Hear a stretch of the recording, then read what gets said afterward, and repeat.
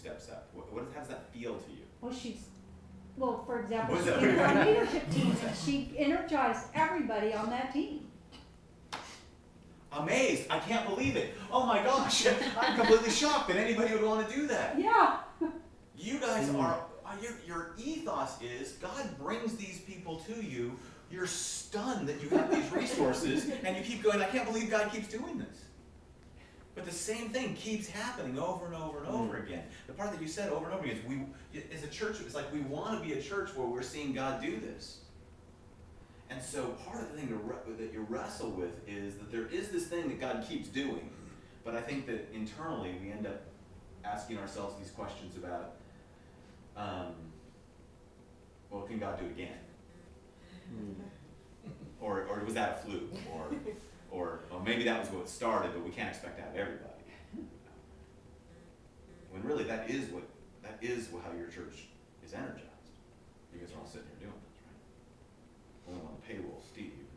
You guys are all sitting here doing this. I think you added to that too. Zim and Robin drive down from Brea every Sunday. Pick up the truck, help unload it, plug in everything. I mean, you just kind of go, why?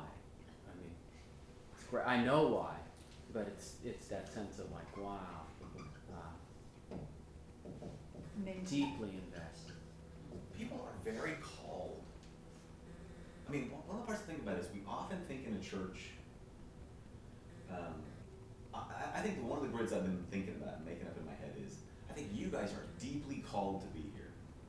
I didn't hear a single one of you say, what I'm so excited about is someday we'll be a real church. like someday we'll be able to, we won't have to do this. Someone's got to do it. It's like, I mean, instead, you guys have this deep sense of being called, and part of what I want to have you, play around and pray about is, and I do think it should be kind of playful, is you think about, could this actually be who our church is? This is a church for people who are really called to do something unique and different where they're deeply committed. This is a church for people who really want to be committed and connected. I look at it, it would have been so easy to go to a church that was established. It totally full service, drop my kid off, let him get educated, go get spiritually fed, but that's not where I'm called. See, there you go. It's not. And imagine if that becomes like, this is who we are. I mean, you guys need to be able to say just as clearly as I need to say to the person who says, hey, well, do you have anything for my 23-year-old daughter? And I need to be able to stop being embarrassed and say, you know what, we don't. We don't have a group for our 23-year-old daughter. What we have is a community. If they want to be part of a multi-generational community where they can use their gifts and they can have relationships with people across the ages, we got it. But if you want a group, we don't have a group. I'm sorry, we don't. And I got to be able to say that without being ashamed, because I think if I put that thing in, I'm going to mess it up. You guys got to be able to say to people, don't you guys have this program for our kids? No, actually we don't. But what's so cool about where we live is that we got churches around here who major in that. It's really, really great, You can get T-shirts and you can get all you want from. Mm-hmm. But here, we got a different kind of thing for you and your family. We got T-shirts. Oh, yeah. Actually, you guys got some of the coolest T-shirts. What's interesting is I've got more of your T-shirts than I have. Steve, every time Steve has a T-shirt, I'm like, that's a cool shirt. I want that shirt. I got more Village T-shirts than I got St. Money Fresh shirts.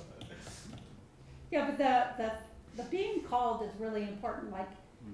Because my story is, I'm an usher over at PCOM, and I was an elder there and everything. I am an elder, but we were there. I say my kids were born there, but I had been praying for God to open a door for me to serve, or show me where to serve.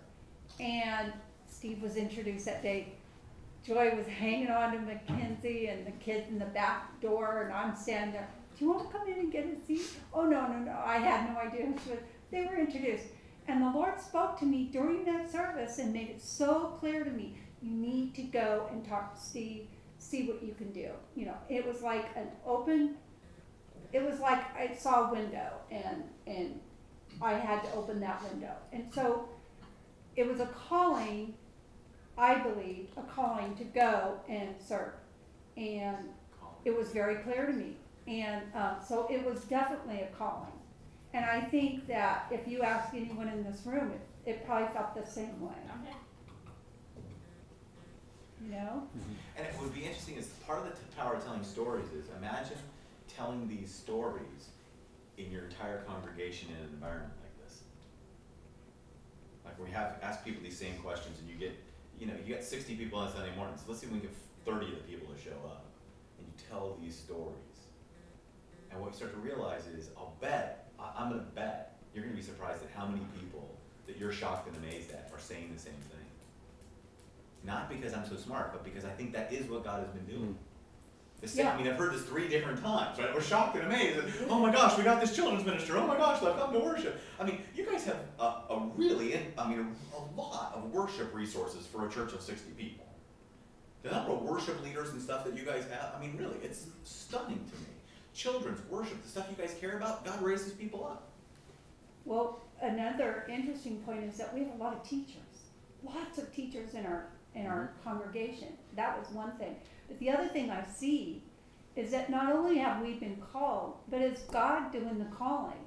And it's God that keeps showing up, causing these things to happen. It's not us pushing and striving and forcing things to happen, but God is the one that's allowing people to show up at 6:30. It's that grace of God and God's moving of His Spirit that's making these things happen. It's not our own human efforts. We respond, but God is the one that's putting this together. Yeah. That's what I see. That's interesting. That's good.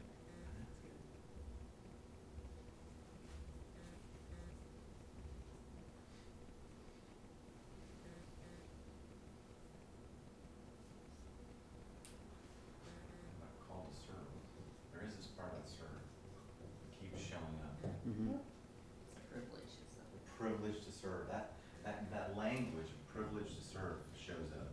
I mean, you said it, Kristen, but it showed up the way we talk about it. Okay, so one more question to debrief, and then we'll see where we're going.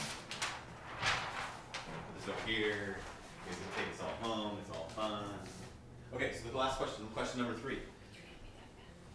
Make 3 wishes for the future of the church. We'll have lots of wishes, right? Because everybody made 3. So we'll just start here. We're going to go around. We'll catch everybody. I'll have you say your own wish. You can just pass the pads around or something. And then once you think about that, that's the last question there. So make 3 wishes for the future of the church. Actually, would you do me a favor? Would you mind writing them down before you hear everybody else's? My 3 wishes? Yeah.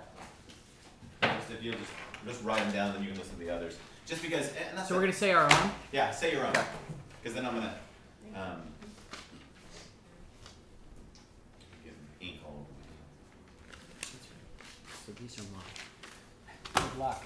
It's my writing. Yeah, good luck. I wrote very, very specific notes in my own language. My own.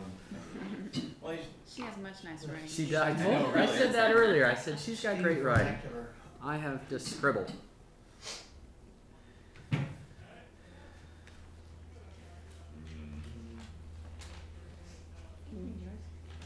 Yeah, Dennis is writing, but I don't think I can do it.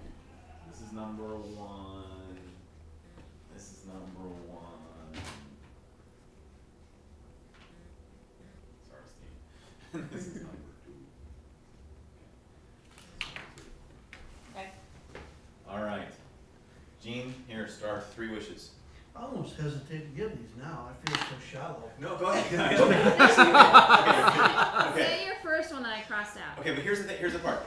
Go ahead and say them because part of what we are going to look at, it's okay, is the continuity and discontinuity. It's part of this is what this all does. Well, that was number 3, Joey. Okay, so, all right. So go ahead. A financially self-sufficient church